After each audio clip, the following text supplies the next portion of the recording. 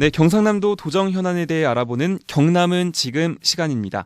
경상남도 공보특보 김명섭 대변님 나오셨습니다. 안녕하십니까? 예, 안녕하세요.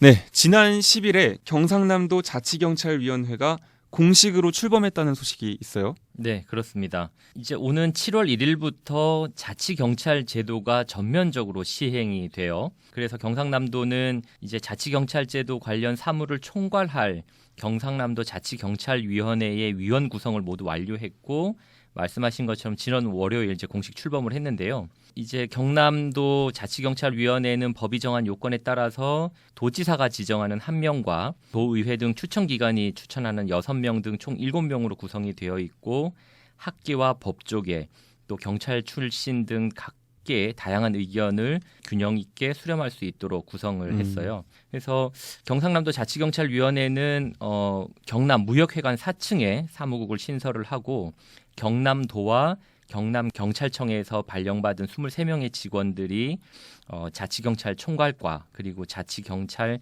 정책과에 배치돼서 업무를 시작을 했습니다. 지금 일단 뭐 7명의 위원이 구성이 네. 됐고 23명의 직원이 있는데 네. 뭔지 잘 모르겠어요. 네. 그래서 일단 자치경찰이라는 것 자체부터 이게 네. 뭔지 도대체 네. 이거부터 한번 알고 넘어가면 좋을 것 네. 같은데.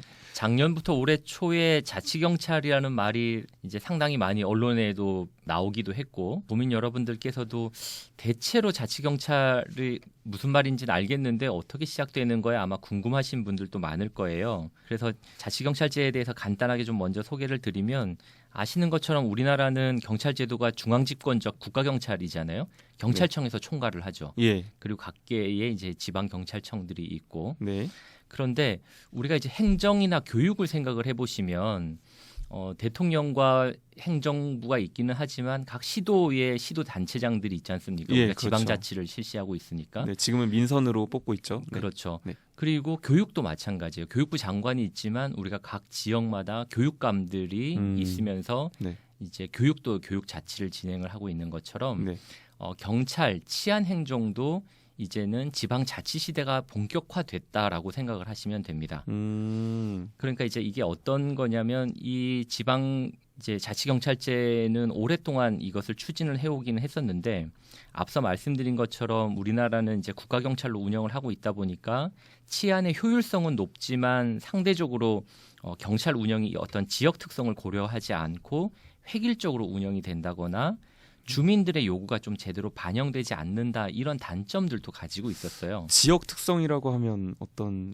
예를 네. 들면 서울과 경남이 똑같은 치안 수요가 있을 수는 없겠죠. 서울과 같은 대도시의 치안 수요가 있는가 하면 네. 여기처럼 어떤 바다를 끼고 있고 산에 인접해 있고 농산 어촌에 대한 특징이 있다거나 또는 제조업이 발달한 산업 지형이라거나 네. 또는 외국인 노동자가 많다거나 고령 인구가 많다거나 이제 이런 지역별 차이 등을 반영해서 이런 치안 행정을 펼쳐야 되는데, 네. 이게 이제 경찰청의 국가경찰로 되다 보니까 각 시도별에 맞는 맞춤형 치안 정책을 짜기는 이제 어려웠던 거죠. 그래서 이제 자치경찰이라고 하면 국가경찰과는 별개로 지역 주민 곁에서 좀 더 친근하고 든든한 치안 서비스를 제공하는 경찰이다. 다시 말하면 경찰이 주민들과 더 가까이 오기 위한 변신하는 변신 작업이었다. 이제 이렇게 표현을 할 수가 있을 것 같습니다. 네. 조금 알 것 같기도 한데 네. 이게 그럼 도대체 왜 생긴 거예요? 앞서 말씀드렸던 것처럼 우리나라 경찰의 역사에서 이 자치경찰에 대한 이 논의는 김대중 정부 때부터 계속 논의가 진행되어 왔어요. 예. 그래서 지난 20년 동안 자치경찰제를 도입해야 된다라고 하는 다양한 논의는 있었지만 이게 결실로 이어지지는 못했습니다. 그러다가 2020년 12월 9일, 그러니까 작년 12월이죠. 작년 12월에 자치경찰법이 만들어지면서 2021년 올해 1월부터 시범 실시를 진행을 했고요. 네. 올해 7월 1일부터는 이제 전국적으로 실시를 하게 될 예정입니다. 이게 이제 2018년 3월 달에 문재인 정부의 자치분권위원회가 자치경찰제를 논의한 지 이제 3년 만에 이제 역사적 결실을 보게 되는 건데요. 문재인 정부에서는 이제 지난번에도 한번 말씀을 드린 바 있습니다만 지방자치법에 대한 전부 개정안이 통과가 됐고 네. 이번에 이제 자치경찰법도 마찬가지로 제정이 되면서 자치분권의 아주 강력한 그런 기초를 놓았다 이렇게 평가를 할 수 있겠습니다.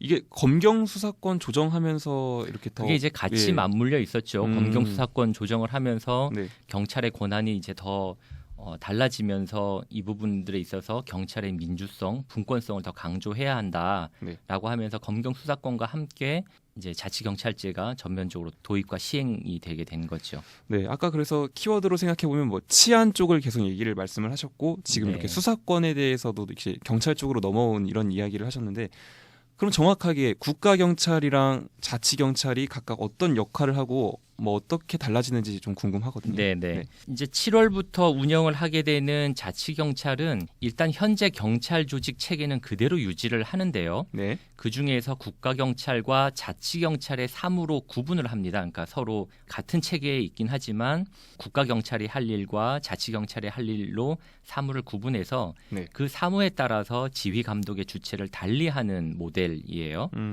그래서 지휘 감독의 경우에는 이제 사무에 따라서 지역 관할의 생활 안전, 교통, 또 여성 아동, 노약자, 지역 행사에 대한 경비, 또 이와 밀접한 수사 사무 이런 것들은 이제 자치경찰의 사무에 해당이 되고요. 네. 이래서 이 자치경찰 사무는 시도지사 소속의 앞서 말씀드렸던 시도자치경찰위원회의 지휘 감독을 받게 되고 자치경찰 이외의 국가사무는 경찰청장이 또 자치경찰과 국가경찰의 수사와 관련된 부분은 국가수사본부장의 지휘를 받게 됩니다. 그래서 이 부분은 조금 더 한 번 더 설명을 드리면 자치경찰제는 한마디로 경찰의 지방자치화다라고 말씀을 드릴 수 있는데요. 예. 기존의 행정안전부와 경찰청이 주도하던 일률적인 치안 서비스의 일부를 지방자치단체에다가 맡겨서 지역의 특성과 상황에 맞게 치안 유지를 이제 유지하는 것이 핵심이다라고 보면 될 것 같습니다.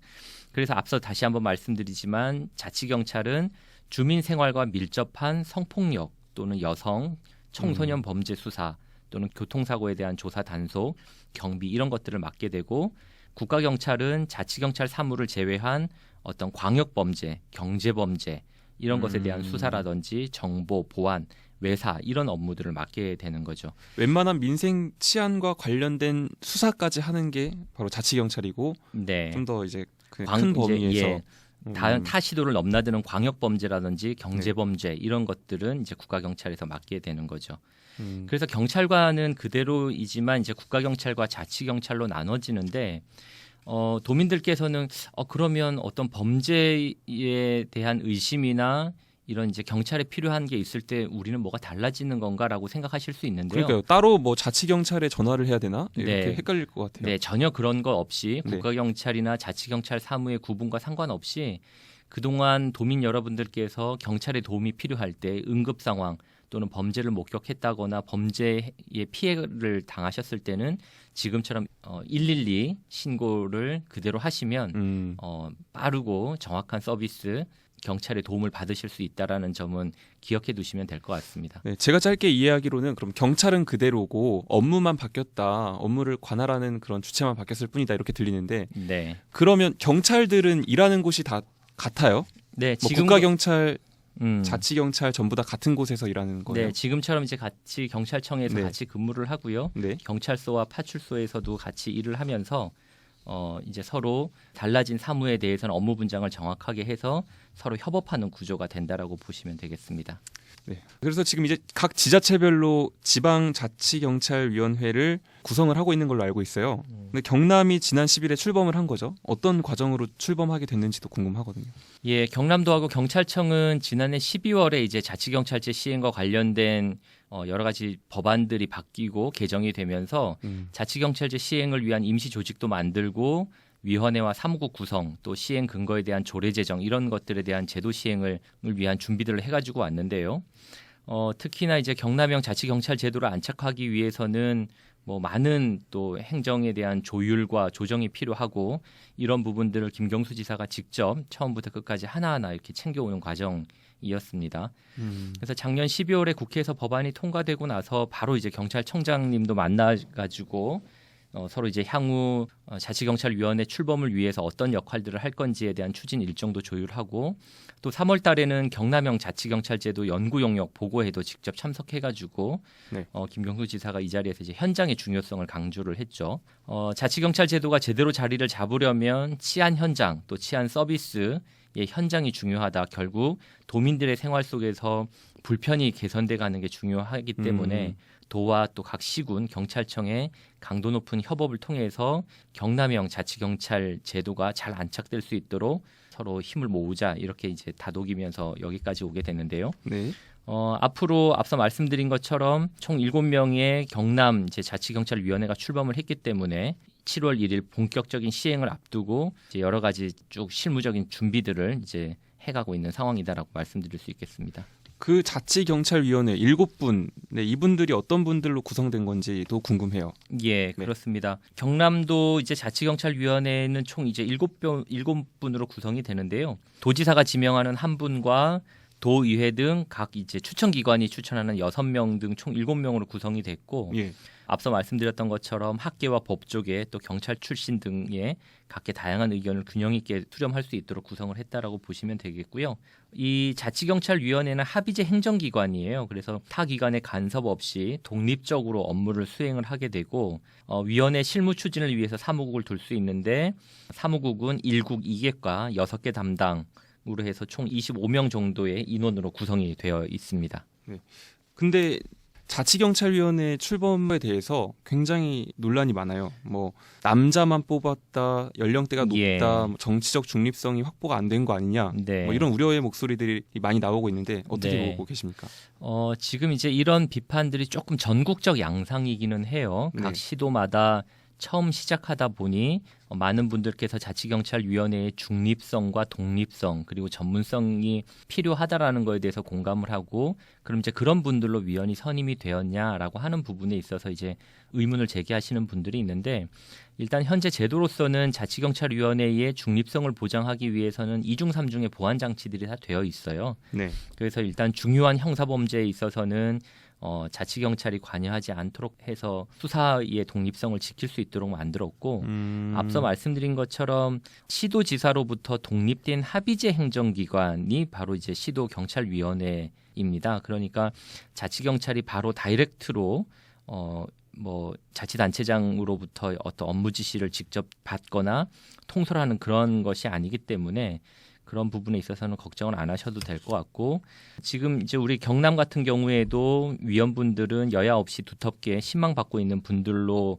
모셨고 또 지역의 사정을 잘 아는 분들로 해서 전문성과 중립성 또 지역의 이해도를 갖추신 분들을 모시고자 이제 많이 애를 썼다. 그리고 이러한 부분들은 김경수 지사가 뭐 확고하게 첫 구성할 때부터 강조했던 점이어서 네. 이런 부분들에 있어서는 지켜보면서 자치경찰 제도가 안착화되면서 증명해 나갈 거다라고 보고요.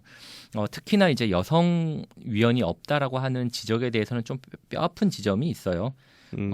저희도 이제 여성 인권 전문가를 모시기 위해서 많이 노력도 하고 또 이제 실제 추천이 될 수 있도록 많은 분들과 상의도 하긴 했지만 또 어떤 부분에 있어서는 이제 추천을 받았다가 본인이 고사하는 경우도 있고 이제 이런 물망에 오른 분들은 계셨는데 이제 실제로 이제 추천되지는 예. 못했던 부분들이 있는데 앞으로 이제 여성이라든지 사회적 약자들의 목소리가 반영되는 위원회가 구성이 될 수 있도록 저희도 제도 개선이 필요한 부분들은 공론화 과정을 거쳐서 제도 개선도 계속 해나갈 예정입니다. 어쨌든 도지사가 뽑은 사람이고 또 뭐 의회에서 추천했고 이렇게 하는 건데 그분들이 마음대로 자를 수 있나요? 아닙니다. 그렇지 않고 임기도 역시 보장이 되어 있고요. 그분들의 역할도 다 법과 제도로 규정이 되어 있는 상태입니다. 알겠습니다. 그럼 결국 이제 중요한 거는 도민들이 이 변화가 체감할 수 있는 어떤 긍정적인 방향이냐 이게 중요할 것 같은데 네. 도민들이 체감하기에 이 자치경찰제 어떻게 뭐 체감이 됩니까? 이제 이런 경우들이 있을 것 같아요. 그러니까 어떤 사람이 어떤 자신의 삶을 비관해서 이제 목숨을 끊기 위해 자살자를 발견을 했다. 그래서 경찰에 신고를 하게 되지 않습니까? 예. 그럼 경찰은 이제 그 자살하는 분의 자살을 막고 이분의 신변을 안전하게 지키는 데까지는 경찰이 할 수가 있죠. 그런데 그 이후에 그분이 어떤 어려움이 있었는지 이런 부분들은 일자리가 없는지 또는 복지의 문제인지 이런 부분은 이제 행정의 영역이잖아요. 그러니까 자치경찰제가 되면 경찰과 행정이 함께 이러한 부분들을 해결해 나갈 수 있는 부분들이 있는 거죠. 그러니까 학교 폭력이라든지 치매 노인이 실종되었거나 자살 위험 신고 등의 상황이 발생을 하면 어떤 사건 처리와 피해자에 대한 부분들이 복지 행정과 연계된 서비스를 동시에 지원할 수 있는 원스톱 서비스가 가능할 수 있도록 하는 게 바로 이제 자치경찰제의 장점이다라고 볼 수 있겠습니다.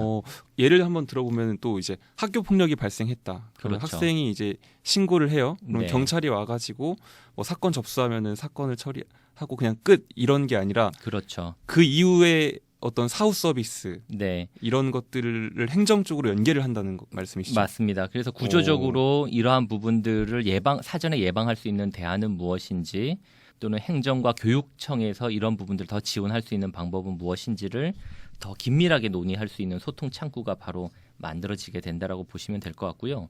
그리고 우리 주변에 보면 CCTV도 엄청 많잖아요. 네.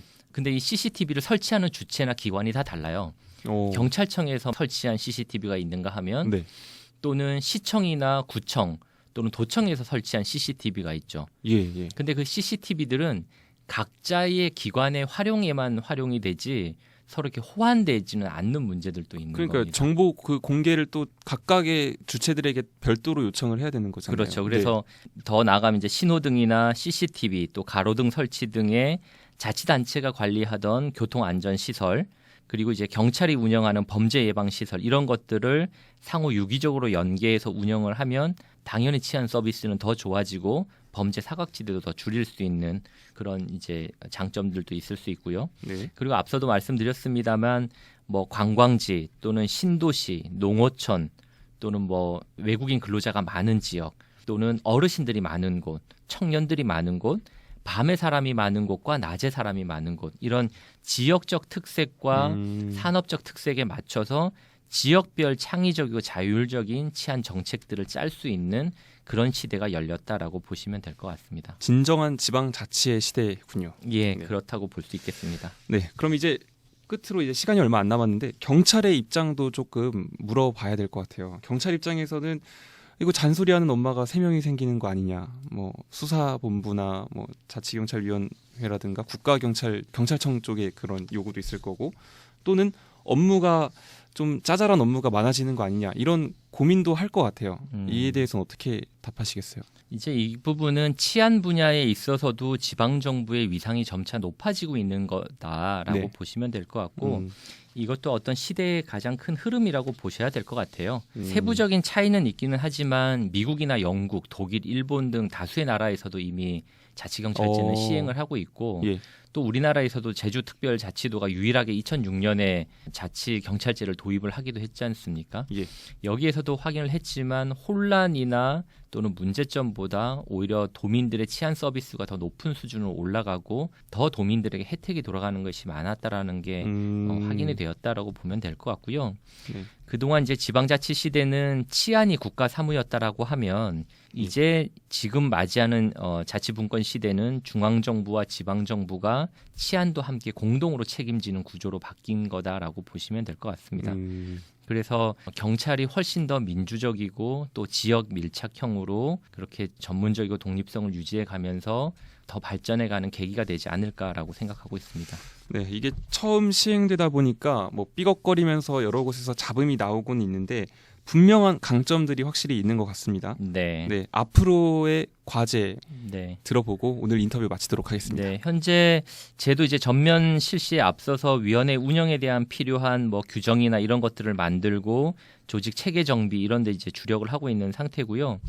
앞서 말씀드렸습니다만 자치경찰제에 대해서 많은 도민분들이 잘 모르시기도 하고 네. 또 궁금한 점도 많으실 거예요. 그래서 이 제도가 어떻게 도움이 되는지 또 이 제도가 안착화되기 위해서는 어떤 게 필요한지 이런 부분들에 있어서는 도민들에게 계속 홍보도 할 생각입니다. 그리고 앞으로 지역 치안과 관련해서 다양한 목소리가 정책에 반영될 수 있도록 각 기관이나 단체 간의 협업과 소통도 확대해 나갈 계획이다라고 계획을 가지고 있습니다. 네, 치안 관련 신고할 때 무역회관 사무실로 찾아가면 안 되는 거죠. 여러분들 하시던 대로요. 예.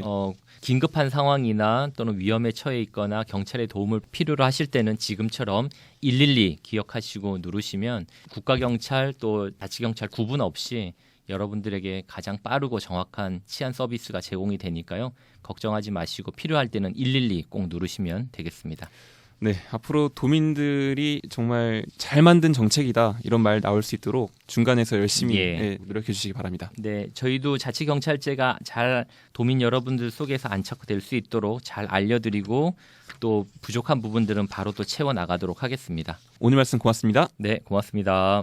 경상남도 공보특보 김명섭 대변인과 함께했습니다.